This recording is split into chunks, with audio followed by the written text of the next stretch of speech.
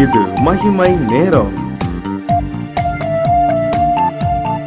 ஆண்டவராகிய இயேசு கிறிஸ்துவின் நாமத்தில் அன்போடு உங்களை வாழ்த்தி வரவேற்கிறேன். ஒரு நிமிடம் நாம் ஜெபிப்போம், கர்த்தரை நோக்கி பார்ப்போம். இரக்கமுள்ள எங்கள் நல்ல ஆண்டவரே, நீர் எங்களை நேசிக்கிறீர். உம்முடைய அன்பு எவ்வளவு பெரியது, அதை புரிந்து கொள்வதற்கு எங்களுக்கு இரக்கம் செய்தருளும் என்று இயேசு கிறிஸ்துவின் நாமத்தில் ஜெபிக்கிறோம். ஜீவனுள்ள தகப்பனே, ஆமென். யோவான் எழுதின சுவிசேஷம் 12வது அதிகாரம் 46வது வசனம். யோவான் 12:46. என்னிடத்தில் விசுவாசமாயிருக்கிறவன் எவனும் இருளில் இராதபடிக்கு நான் உலகத்தில் ஒளியாக வந்தேன். அன்பானவர்களே, ஆண்டவருடைய வார்த்தையை கவனியுங்கள். என்னிடத்தில் விசுவாசமாயிருக்கிற எவனும் என்று இயேசு கிறிஸ்து சொல்லுகிறதை பாருங்கள். தேவன் தம்முடைய ஒரே பேரான குமாரனை விசுவாசிக்கிறவன் எவனோ அவன் கெட்டு போகாமல் நித்திய ஜீவனை அடையும்படிக்கு அவரை தந்துருளி இவ்வளவாய் உலகில் அன்பு கூர்ந்தார். தேவன் நம்மேல் வைத்திருந்த அளவு கடந்த அன்பினுடைய வெளிப்பாடுதான் தேவகுமாரனாகிய இயேசு கிறிஸ்து. அன்பானவர்களே, ஆண்டவராகிய இயேசு கிறிஸ்து என்ன சொல்லுகிறார்? 45வது வசனத்திலே, என்னை காண்கிறவன் என்னை அனுப்பினவரை காண்கிறான். ஆகவே தேவகுமாரனை யார் பார்க்கிறார்களோ அவர்கள் தேவனை பார்க்கிறார்கள் என்று ஆண்டவர் சொல்லுகிறார். பாருங்கள், அவர் சொல்லுகிறார், என்னிடத்தில் விசுவாசமாயிருக்கிறவன் எவனும் என்று சொல்லும் போது இந்த உலகத்தில் வாழுகிற யாராக இருந்தாலும் சரி, எவனும் என்கிற பதத்தை ஆண்டவர் பயன்படுத்துகிறார். ஒருவேளை நாம் சமுதாயத்தால் புறக்கணிக்கப்பட்டிருக்கலாம், மிகவும் தரித்திரமான நிலையில் இருக்கலாம், எல்லாராலும் கைவிடப்பட்ட சூழலில் இருக்கலாம், ஏதோ ஒரு வியாதி நிமித்தம் இனி என்னால் இந்த உலகில் வாழ முடியுமா என்ற கேள்வியோடு இருக்கலாம். ஆனால் பாருங்கள், கர்த்தர் சொல்லுகிறதை, என்னிடத்தில் விசுவாசமாய் இருக்கிறவன் எவனும் எப்படிப்பட்ட அந்த இருளாக இருந்தாலும் சரி, ஏதோ ஒரு விதத்தில் நாம் இருக்கிற இடமே தெரியாதபடி எல்லா தீமைகளும் நம்மை அழிக்க வேண்டும் என்று நினைத்தாலும், அன்பானவர்களே, ஆண்டவராகிய இயேசு கிறிஸ்து ஒரு காரியத்தை சொன்னார். யோவான் எழுதின சுவிசேஷம் 17வது அதிகாரம் 15வது வசனத்திலே, நீர் அவர்களை உலகத்திலிருந்து எடுத்து கொள்ளும்படி நான் வேண்டிக் கொள்ளாமல் நீர் அவர்களை தீமையினின்று காக்கும்படி வேண்டிக் கொள்ளுகிறேன் என்று சொல்லிவிட்டு 16வது வசனத்திலே சொல்லுகிறார், நான் உலகத்தான் அல்லாதது போல அவர்களும் உலகத்தார் அல்ல என்று சொல்லுகிறார். அன்பானவர்களே, 17வது வசனத்தை பாருங்கள். உம்முடைய சத்தியத்தினாலே அவர்களை பரிசுத்தமாக்கும், உம்முடைய வசனமே சத்தியம். ஆகவே ஆண்டவர் தம்முடைய ஜீவ வார்த்தைகள் மூலம் நம்மை அவர் பரிசுத்தமாக்குகிறதை நாம் இங்கு பார்க்கிறோம். ஆகவேதான் அவர் சொல்லுகிறார், என்னிடத்தில் விசுவாசமாய் இருக்கிறவன் எவனும் இருளில் இராதபடிக்கு. அன்பானவர்களே, ஆண்டவர் நம்முடைய பாவங்களை நம்மை விட்டு நீக்க நீக்க நீக்க, தம்முடைய இரத்தத்தினால் நம்மை கழுவி சுத்திகரிக்க ஆண்டவர் நம்மை பிரகாசிப்பிக்க பண்ணுகிறவராக நாம் அவரை பார்க்கிறோம். பிரியமானவர்களே, ஆண்டவராகிய இயேசு கிறிஸ்து சொல்லுகிறதை பாருங்கள்.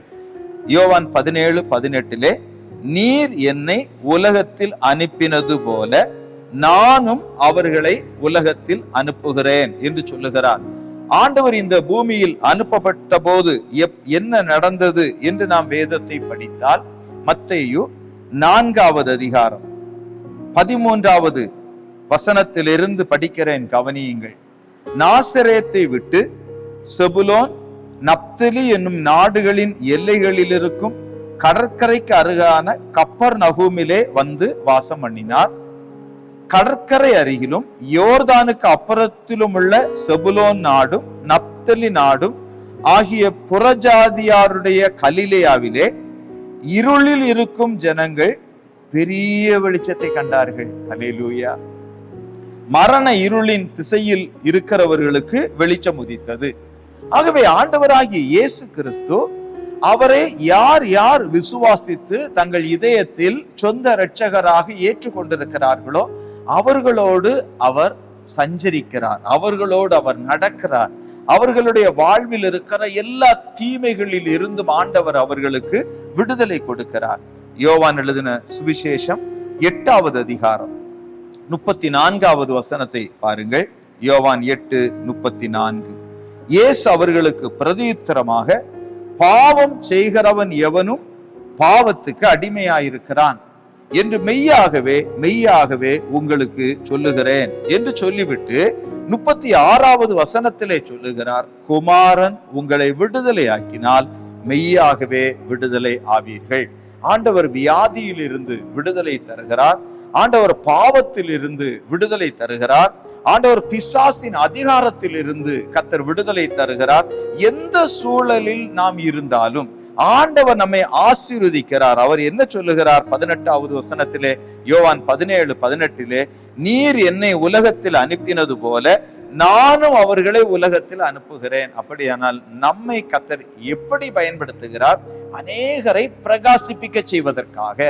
அநேகர் இருளில் இருக்கிற ஜனங்கள் வெளிச்சத்தினிடத்திற்கு வரும்படியாக நம்மை பயன்படுத்த வேண்டும் என்று கர்த்தர் விரும்புகிறார். பிரியமானவர்களே, நாம் வேத புத்தகத்தில் நீதிமொழிகள் என்கிற அந்த புத்தகத்தில் பாருங்கள், 4வது அதிகாரத்தை நாம் எடுத்துக்கொள்வோம். அதிலே சொல்லப்பட்டிருக்கிறதை பாருங்கள். 18வது வசனத்திலிருந்து நான் படிக்கிறேன். நீதிமான்களுடைய பாதை நடு பகல் வரைக்கும் அதிகமாய் பிரகாசிக்கிற சூரிய பிரகாசம் போல் இருக்கும். துன்மார்க்கருடைய பாதையோ கார் இருளை போல் இருக்கும். தாங்கள் இடறுவது இன்னதில் என்று அறியார்கள். பிரியமானவர்களே, நீதிமான்களுடைய பாதை என்று ஆண்டவர் காட்டுகிறார். இவர்கள் யார்? தேவன் தம்முடைய ஒரே பேரான குமாரனை நம்முடைய பாவங்களை சுமந்து தீர்த்து நம்மை நீதிமான்களாக மாற்றுவதற்கு அனுப்பினார். நம்முடைய பாவங்களை மன்னிப்பதற்கு அதிகாரமுடையவராக வந்திருக்கிறார். அவரை விசுவாசித்து ஏற்றுக்கொள்ளுகிற ஒவ்வொருவருடைய வாழ்விலும் நம்முடைய பாவங்களை மன்னித்து இருளில் இருந்து கர்த்தர் நம்மை வெளிச்சத்திற்குள் நடத்தி கொண்டு வருகிறார். பிரியமானவர்களே, அதற்காகத்தான் இயேசு கிறிஸ்து இந்த பூமியிலே பிறந்தார். வேதம் சொல்லுகிறது, யோவான் 12:46 படி, என்னிடத்தில் விசுவாசமாய் இருக்கிறவன் எவனும் இருளில் இராதபடிக்கு நான் உலகத்தில் ஒளியாக வந்தேன். பாருங்கள், சங்கீதங்களின் புத்தகம் 19வது சங்கீதத்தை நாம் படிக்கும் போது, இயேசு கிறிஸ்து நமக்குள் வந்து வாசம் பண்ணுவதற்கு ஒரு வாய்ப்பு கொடுக்காவிட்டால் என்ன நடக்கும் என்று பாருங்கள். சங்கீதங்களின் புத்தகம் 19வது சங்கீதம் 13வது வசனத்தை நான் படிக்கிறேன். பாருங்கள், அதிலே 12வது வசனத்திலிருந்து நான் படிக்கிறேன். தன் பிழைகளை உணர்கிறவன் யார்? மறைவான குற்றங்களுக்கு என்னை நீங்களாக்கும். துணிகரமான பாவங்களுக்கு உமது அடியேனை விலக்கி காரும். துணிகரமான பாவங்கள் என்று சொல்லுகிறது. ஏனென்றால் பிழைகளை உணரக்கூட முடியவில்லை. நாம் செய்கிற பிழைகளை உணர முடியவில்லை. மறைவான குற்றங்கள் நம்முடைய வாழ்வில் வந்து விடுகிறது. துணிகரமான பாவங்கள் வந்து விடுகிறது. உமது அடியேனை விலக்கி காரும். அவைகள் என்னை ஆண்டு கொள்ள ஒட்டாதிரும். அப்பொழுது நான் உத்தமனாகி பெரும் பாதகத்துக்கு நீங்களாயிருப்பேன். ஆகவே தான் பிரியமானவர்களை, இப்பொழுது நம்மை தேடி வந்திருக்கிற, குறிப்பாக இயேசு கிறிஸ்துவினிடத்தில் விசுவாசமாய் இருக்கிறவன் எவனும், அவரை விசுவாசித்து தங்கள் இதயத்தில் ஏற்றுக்கொண்டிருக்கிற எவனும் இருளில் இராதபடிக்கு உலகத்திற்கு ஒளியாக வந்த இந்த ஆண்டவருக்கு முன்பதாக நம்மை தாழ்த்தி ஒரு நிமிடம் நாம் ஜெபிப்போம். இரக்கமுள்ள நல்ல ஆண்டவரே, இந்த வார்த்தைகளை கேட்டுக்கொண்டிருக்கிற ஒவ்வொருவருக்குள்ளும் உம்முடைய விசேஷித்த வல்லமை இப்பொழுது இறங்கி வரட்டும். ஆண்டவரே தகப்பனே, நீர் இந்த உலகத்தில் இருந்து எடுத்துக்கொள்ளும்படி வேண்டிக் கொள்ளாமல் தீமையினின்று காக்கும்படி வேண்டிக் கொண்டீரே. ஒவ்வொருவரையும் கர்த்தர் காப்பாற்றி உம்முடைய சித்தம் பரமண்டலத்தில் செய்யப்படுகிறது போல பூமியிலும் செய்யப்படுவதற்கு உம்முடைய இரக்கத்தை தந்தருளும் என்று இயேசு கிறிஸ்துவின் நாமத்தில் ஜெபிக்கிறோம் ஜீவனுள்ள தகப்பனே, ஆமென், ஆமென்.